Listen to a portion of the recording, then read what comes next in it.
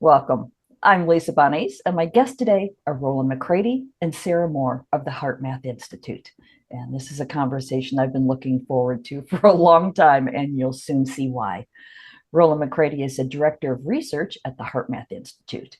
As a psychophysiologist, Roland's research interests include the physiology of emotion, with a focus on the mechanisms by which emotions influence cognitive processes, behavior, and health, and the global interconnectivity between people and the Earth's energetic system.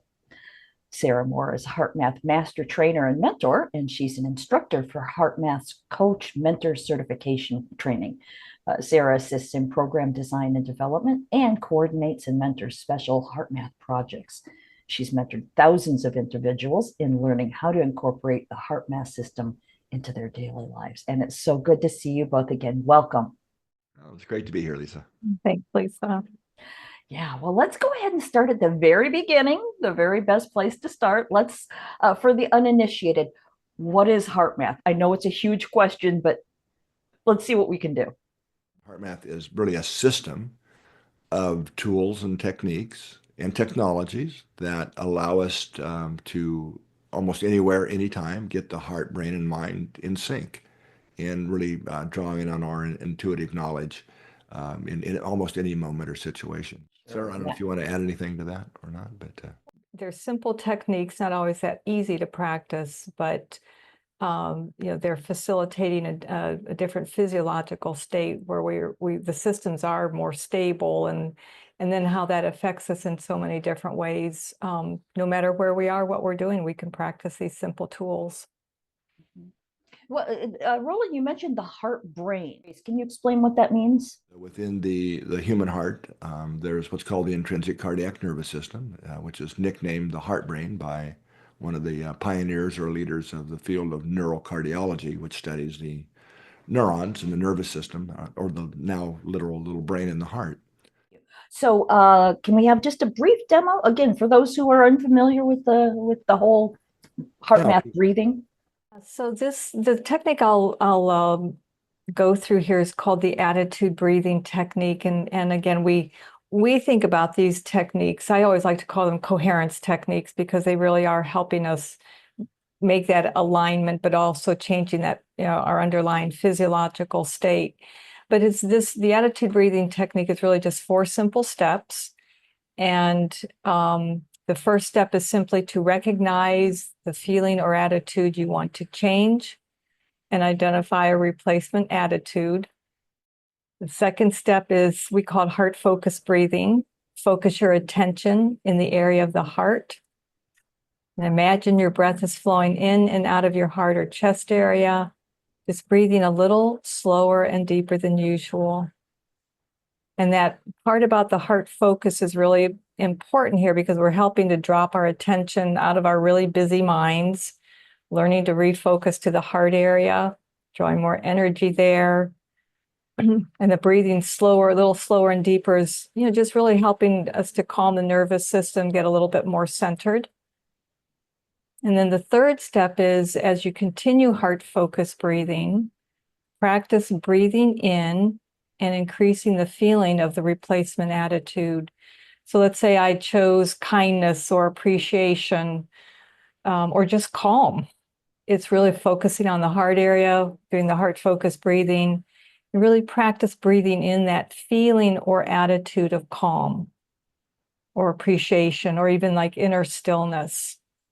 You want to try to breathe that long enough until you start hopefully feeling a little calmer, or having more of that renewing feeling. And we like to say, if you can't find a replacement attitude, simply breathe a feeling of calm or neutral through the heart, or through the heart area, because this will often help draw to us the quality feelings that lift our attitudes and perceptions. You want to do that, be intuitive with how long you do that for, and then practice maintaining those new attitudes and perceptions as you move through your day-to-day interactions.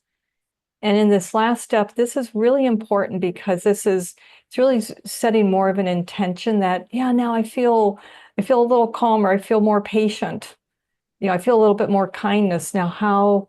Let me take that with me now into this next conversation that I'm having, so we can really start seeing it's not just in the minute or two we practice it, or 30 seconds even. It's really how we can start incorporating this more and more, into our ordinary daily lives. Thank you for explaining that. And I do want to mention that one of the most important things that I've learned from you too, is that the change in heart coherence is scientifically measurable. And what really clicked it into place for me was by using the HeartMath's free global coherence app, being able to actually see and change my level of resonance intentionally. And that made it very real for me. And I realized that here I thought all these years that I was pretty zen, I was laid back and groovy, but I was not. I was numb. I had disconnected. And there's a big difference between connecting to your heart brain and feeling peace and feeling nothing. So can we talk about the technology? I think first it's probably good for people who aren't familiar with what we mean by heart coherence. It's a measure of our beat to beat change in our heart rate. So most people know what heart rate is, right? With how many times does the heart beat in a minute? But in reality, our heart rate is changing with each and every heartbeat. So to measure what's called heart rate variability, you literally have to measure the time interval between each consecutive pair of heartbeats, and that's always changing. And that's what's called heart rate variability. It's a lot more challenging to measure than heart rate. Really, that's pretty simple comparatively speaking. So when you look at those interbeat intervals, as they're called, or those changes, you see that that's what generates the heart rhythm.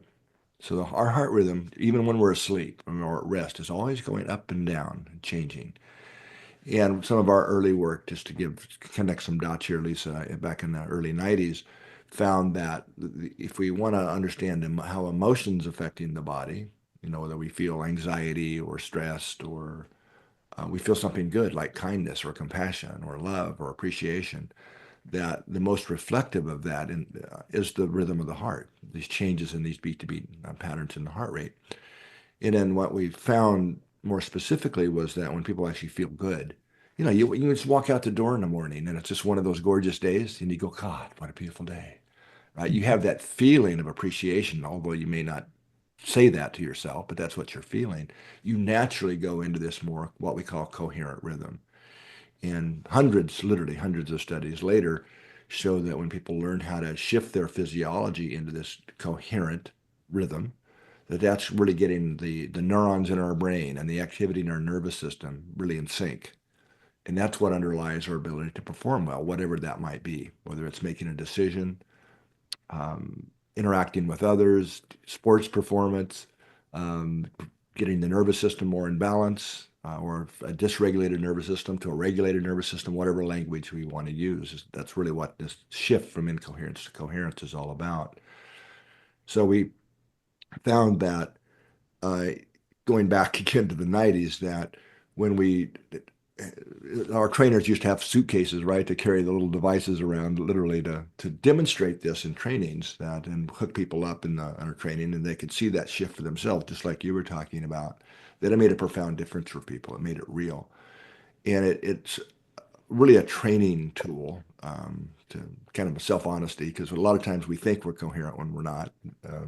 So anyway, then in the late 90s, we introduced the first HRV, kind of invented the field of HRV coherence biofeedback, so that it could become really easy for anybody to do. So there's 3 apps. The first one was called the Inner Balance app, and it has a sensor you clip on your earlobe, and it gives you real-time feedback on how coherent am I, or not. So you can practice the techniques like Sarah guided us through, like with heart focused breathing. And most people find when they breathe that renewing emotion, whether that's appreciation or inner calmness or peace, that you see the rhythm shift right there in real time. And then as you practice doing that, this is why the feedback is so important. You are retraining your brain and nervous system to that as a new familiar inner state. So it becomes more automatic and easier to do, easier to apply in day-to-day life, which is really what this is all about. How do we navigate the day with more grace, more ease, being in that more coherent state. We can deal with challenges that come up with more poise, right? Staying centered through them. So the feedback is a really important way to facilitate that skill and retraining the physiology. So anyway, then that was very popular, and it's many thousands of users out there, or hundreds of thousands. Then we introduced the app that you're familiar with, one of my personal favorite apps called the Global Coherence app.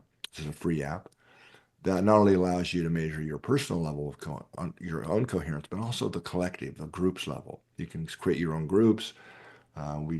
Usually I just go to what's called the global group, which is people all around the world who are there practicing, usually with an intent to add more love, more compassion to the planetary energetic field. That's a whole other topic. And then the newest app is just simply called the HeartMath app.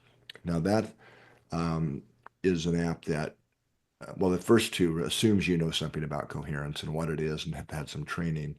The new HeartMath app integrates a lot of onboarding, you can call it, but training and what is this and how do you do it, and a lot of the techniques all within the same app. And so it's I think a neat advancement now that people can get. So that's the technology. And then there's also professional versions of this that are used by many, many thousands of healthcare professionals and schools and things around the world. That's called M-Wave Pro. So anyway, that's a little bit of, hopefully you might have some more questions around that, or Sarah, you might want to add. Well, yeah, an important thing is each of those apps that Rollin you were just describing was you can use a ear sensor to get your pulse, but also one of the really neat things about the Global Coherence app, in addition to the global aspect, is you can also use the camera sensor, for instance, on your phone to pick up your pulse. You just put your finger over it, so you don't have to necessarily have a sensor. You can if you want to, but that makes it very accessible wherever you are. And Rollin, I so appreciate what you were saying too about one of the values that I find with the technology, and I don't have a favorite. I kind of toggle around between all of them. Is I get on there. I'm going to be really coherent, but physiologically, I'm not necessarily as coherent as I think I'm going to be. So it's a way that I have found over time. It helps keep me kind of honest, at that a little bit, because I really want it, because that's what starts adding up over time. And we may get into this a little bit, the more of the sustainable change that starts to happen over time of practicing. And this is what the sensor looks like. And it's the HeartMath app also allows you to use the camera on your phone as the sensor. But then if you're going to do a lot of this, it's kind of an introductory thing, the camera. But it's a way better experience if you have the actual sensor. It looks like this. You put, as you said, Lisa, on your ear clip, and it talks to your phone. And so it's hands-free. So if you're doing longer, like heart focus meditations, things like this that take you into coherence, I would certainly recommend getting a sensor as well. And if you get the sensor, it works with all the apps and it actually unlocks the HeartMath app, which is subscription-based. You get lifetime access. And that app is evolving a lot. There's a lot of cool new things being added regularly to it. So really, this is a life-changing tool. I started out with the finger sensor on just the Global Coherence app, and once I saw what I was working with, I absolutely got a sensor immediately. But again, I really appreciate the fact that there is this option for people who, they're just learning how to use this and they don't know if they want to commit to this. But once you do, it's pretty amazing. In fact, I would like to share now, there's this great video of something called the Illumina sculpture. It was at Burning Man, and it's using the HeartMath technology with the sensors. So let me go ahead and play that now, and then we can talk about it. Yeah. Welcome. I'm Illumina, an interactive light and sound sculpture powered by your collective heart energy. In this experience, you will each use your breath to enter a state of coherence or deep harmony with yourself, one another, and the universe. Please connect the HeartMath sensor to your earlobe. The sensor will measure your individual heart rhythms to to determine your collective state of coherence. The deeper your state of collective coherence, the brighter I shine. Let's begin.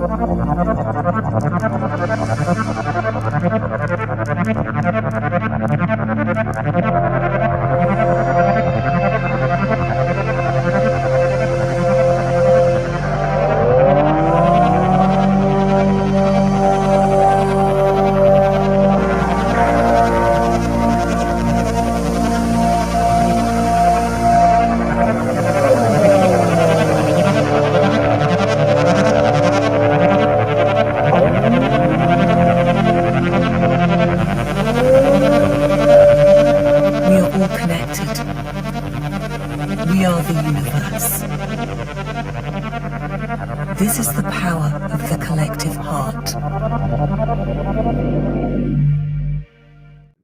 It's a great video. I love that. And that was the first public demonstration of collective or group coherence. It used what he used to control the lights and the sound there was actually it was the M-Wave Pro I mentioned in the stations, but the way that was set up is all the individuals' level of coherence was being averaged together to control the sculpture. So as they got more heart coherent, it turned on the lights and the sound and that kind of thing. So it was said the first public demonstration of collective or group coherence.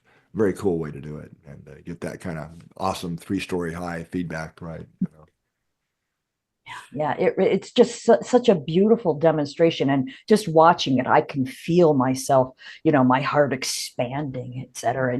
And so this actually brings me to what I really want to talk about today is social coherence, because I think what we're feeling there is that everybody who is participating, even if we're watching the video, we're feeling this expansion of heart energy.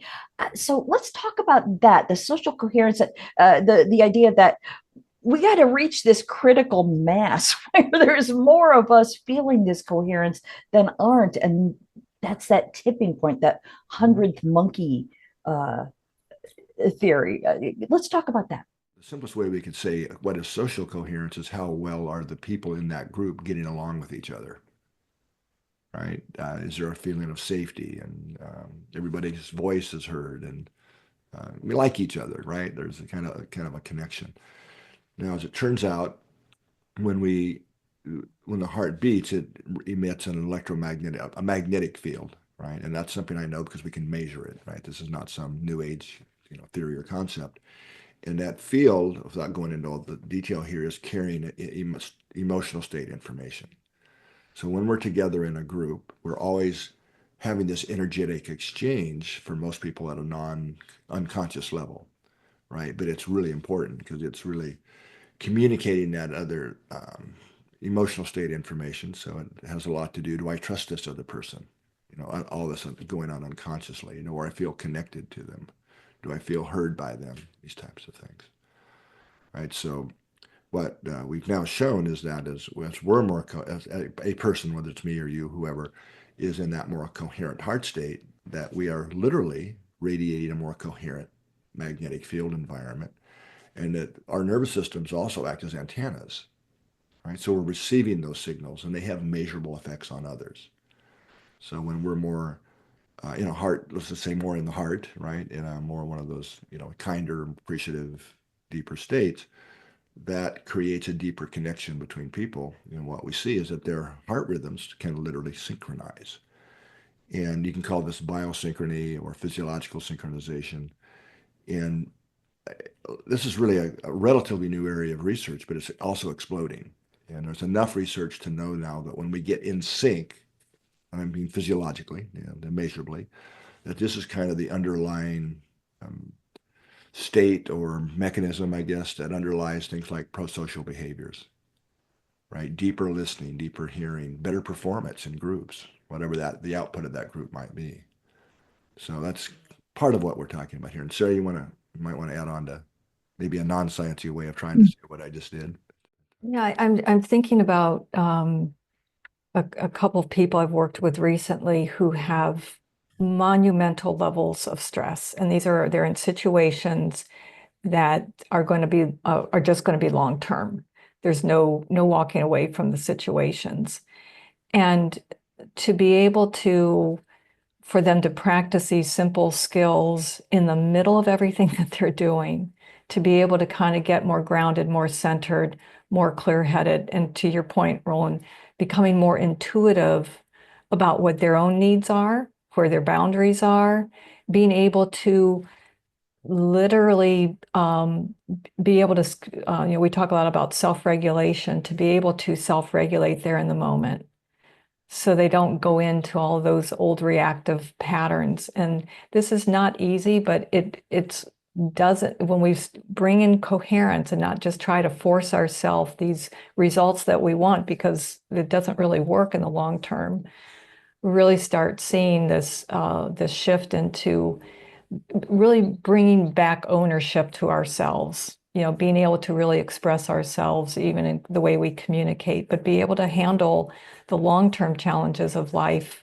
that we just can't walk away from, with more groundedness and centeredness and just a feeling of calm and peacefulness. And it's a huge foundation from which people can learn to really operate. And it's not easy, but if you keep working at it, just like stress has added up, so does coherence, heart coherence. Sorry, you just used the term operate, and it reminded me of a lot of what's really going on as we get more coherent and connected to our own larger self.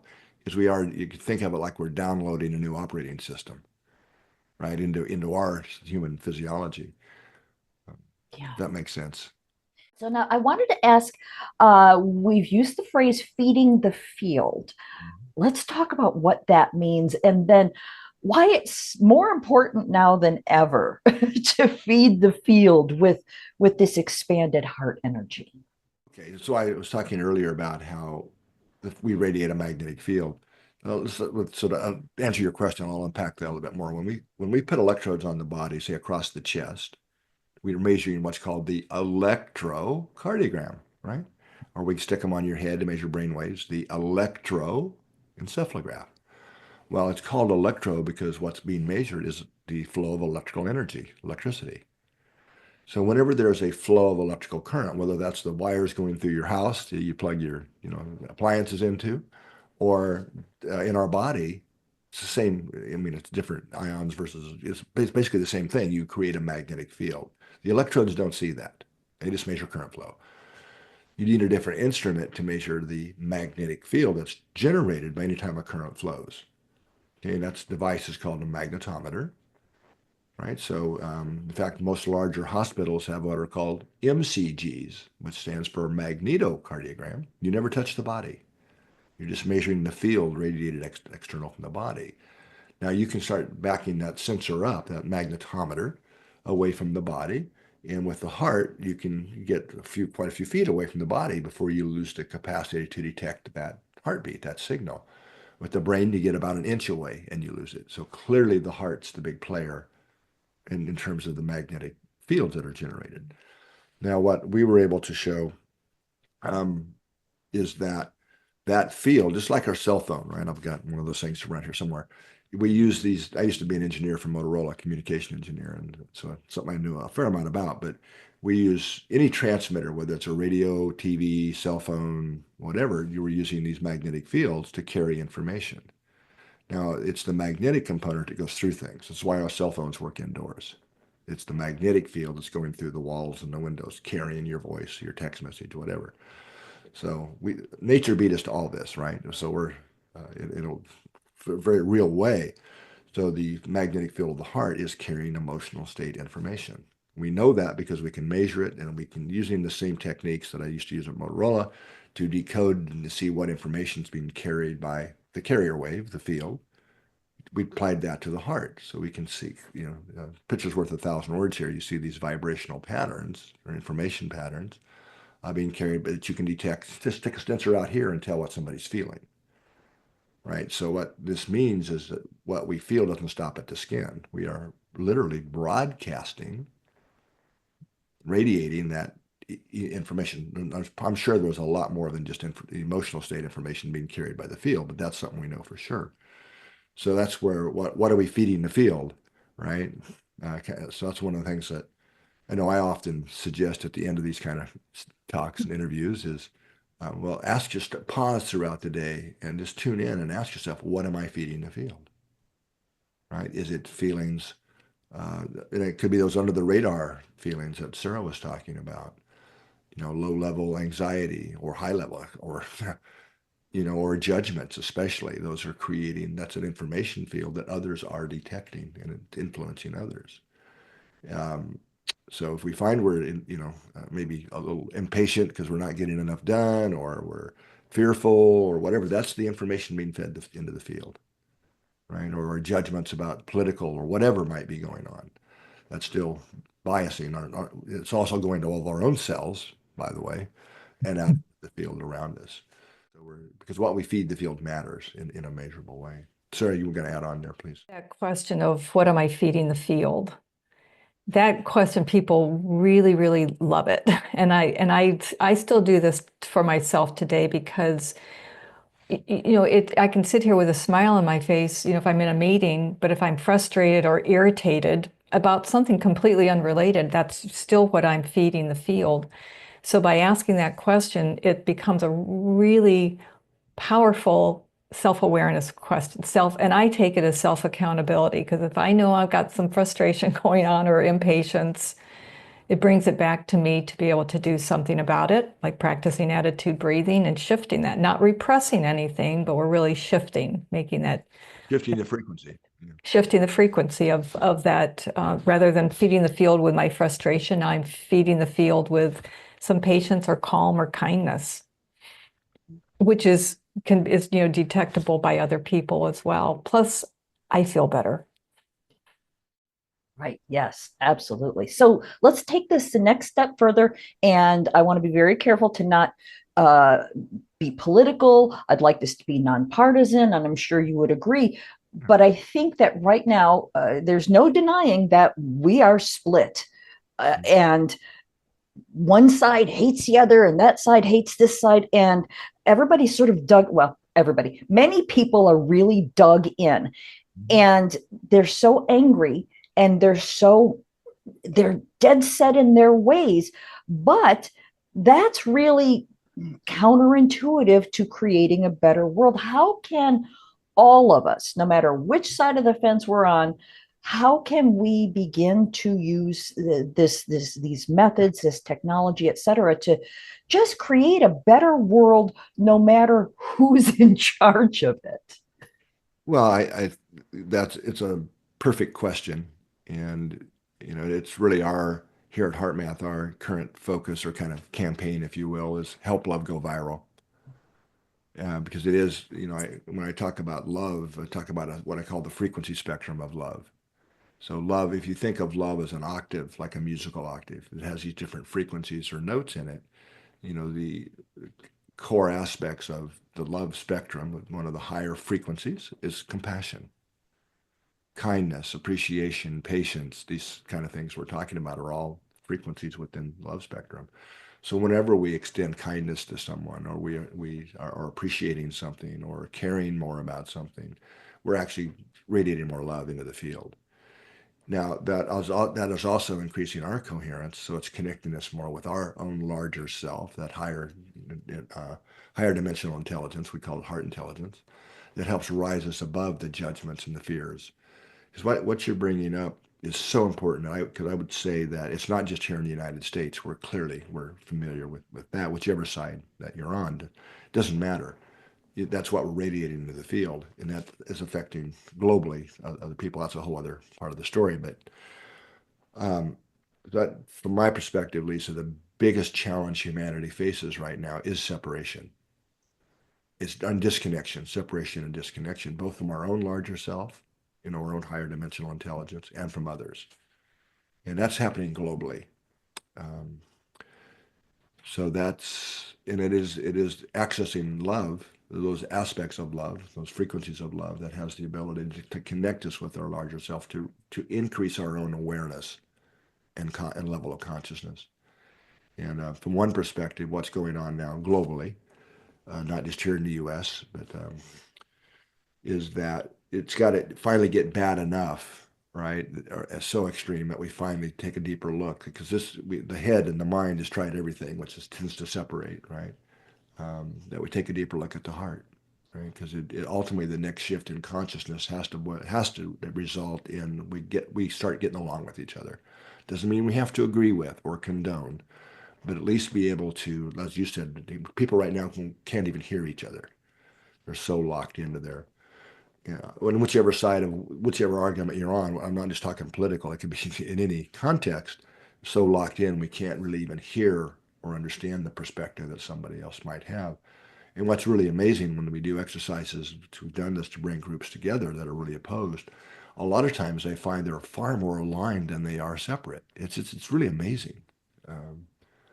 So anyway, Sarah, you want to? One of the most effective practices, and we hear this a lot from people too, and it certainly has been for me, is a practice of throughout the day of compassionate latitude. So it's not just, these aren't just concepts, but we can really take things like kindness and patience and compassionate latitude, and it's really thinking about it as applying them in our daily lives. And we think of compassionate latitude as, really everybody is probably doing about the best they can right now. From where they're coming from. From where they're coming from, the stress overload and that. And I certainly have my days when I know I'm not necessarily at my best, but I'm doing the best that I can. And so it's, even I can extend, if I feel like I've kind of messed up, compassionate latitude for myself so that I don't go into my own judgments and self-criticisms. But it's also, extending more compassion, more compassionate latitude, easing up a little bit with each other. And importantly, what you said, Roland, there was, it doesn't mean we agree. We may have very different points of view, but how can we hold those different points of view without arguing and, all of the stuff that happens and, creating that separation and all the discord, and allowing when we do that, allowing something else to emerge from that place of that greater compassion. I'm so glad you brought that up, Sarah, because compassionate latitude, even for me personally, was a huge factor. But it's an aspect of it I would add here to compassionate latitude. It allows for and considers that, say somebody does something that we don't like, that we're judging for, or getting mad at them for, or whatever, frustrated, that, well, we don't know what's going on in their life, right? We really don't know what situations that might be leading to that. But even more importantly, we probably did the same thing to someone either last week or will do next week.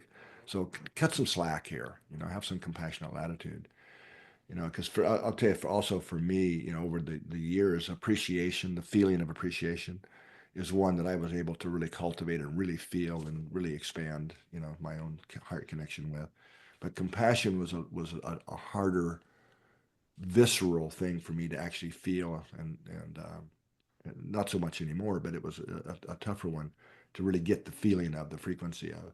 But when Doc Childre, the founder of HeartMath, introduced compassionate latitude, I was able to get that and start to actually feel that in a new way, which actually opened the door to a higher state of actually true compassion for me. So it's Yeah, and I think also as you're saying that is, and from my own experience, when I change and I'm changing inside, and then it does open me up for, new intuitions, new insights, new perceptions, but it also helps open me to somebody I was working with this morning was saying, I just have more gratitude. My outlook in life is just, I'm more grateful now when I wake up in the morning. And so it's just, all of these practices start, they just start working together and creating something new that we long for, but it feels so out of reach at times, much of the time. And it's like, well, my little personal mantra is go to my heart and get there as fast as I can, because I know if I stop up here first, then I'm going to run into a lot of stress. Let me go to my heart so I can, it's really that more holistic, I think helps bring in more holistic perceptions and just feel better too. And I genuinely feel a greater sense of peacefulness in my life. Yeah. Absolutely. Wow. I'm looking at the clock. We're almost out of time here. I want to make sure that we mention your website, heartmath.org, where there are so many free resources. If you would talk about what folks can find there. Well, there's a lot, as you said, a lot there, a lot of free resources, and there's also a section there on the Global Coherence Initiative, and a lot of the projects under that where we're looking at global interconnectivity. That's a whole. We didn't have time to touch on that today, but that's a pretty cool section of the website. And live data from what the Earth's vibrations are around the world, and of course you can also get the technology there, or the access on more of the apps. There's also a research library for the science nerds here that might be joining us, with hundreds of free downloads of our published papers by section. So there's so many, that's like organizational, educational, energetic research, clinical research, that's kind of organized there. I don't know, probably 400 or 500 papers you can download there. I would, for those that want a kind of an overview that are more from the science perspective, there's I need to really update it now, but it's still a really good book called Science of the Heart, Volume 2. It's a great overview. And for those that really want to learn more about what is really HeartMath from a technique perspective, but then I would really recommend that. It's called the book called Heart Intelligence. Book versions, whatever, PDFs, or you can get the actual hard copy book. But that would be my starting place for people that are new to this. Yeah, and also there's a section there that if you're interested, anyone's interested in really bringing HeartMath, learning more about it, but also taking it into your work. There were trainings for certification, which I'm very actively a part in 3 of those. And it's such a rich learning experience. A lot of people take them just for their own personal growth, take a deeper dive into it very personally. So there's many thousands, I forget now, thousands of healthcare professionals who become certified. So there's programs just for healthcare professionals, and also a program and certification. But you don't have to get certified, but on for trauma. So anybody working with people that might have gone through any kind of trauma in their life, there's an awesome course. It gets 5-star reviews from even trauma experts. That I hear this all the time. God, this course is awesome. That's called the Resilient Heart. Yeah. Right. Wow. Well, thank you both so much for spending some time with me today, and for being forgiving of my clumsy word usage. You guys are the experts in the field. I appreciate you both. I love the work you're doing. Do you have any final words, or do you feel complete? Sarah, you want to add anything? Well, Lisa, I think it's much more important your practice of it than trying to get the language just right. So I'll just leave this with, just leaving it with a question of what am I feeding the field? Just that awareness, and see if I can bring a little bit more compassion and patience and kindness into my day-to-day life. Yeah. That's what I would have said. So. Well, let's make it 3. Thank you again so much. Wow. Once again, I've been talking with Rollin McCraty and Sarah Moor from the HeartMath Institute. Thank you for being with us today. Thanks for listening. Check out Castle Gate, a novel based on my own ancestral healing journey, at lisabonis.com. In 1921, 4 men set off from Scotland to the United States. Will Garrock, his brother Pete, his son Willie, and his nephew Thomas, all coal miners. They left behind the miners' rows and the nationwide mining strike with its soup kitchens. Their destination was Castlegate, Utah, where they had kin to welcome them before sending for their wives and children. They prospered in America, working in one of the finest mines in Utah. Until that tragic day, March 8th, 1924. Disaster struck. 3 explosions, trapping 171 men inside. Rescue crews worked tirelessly for days, but sadly, they could not save a soul. Women were widowed and children were orphaned, and some never recovered from their broken hearts. Castlegate is the true and tragic saga of a Scottish family whose dreams of finding their fortunes in the bountiful coal mines of Castlegate, Utah during the Prohibition era explode in one of the most devastating mine disasters in American history. Learn more at lisabonis.com.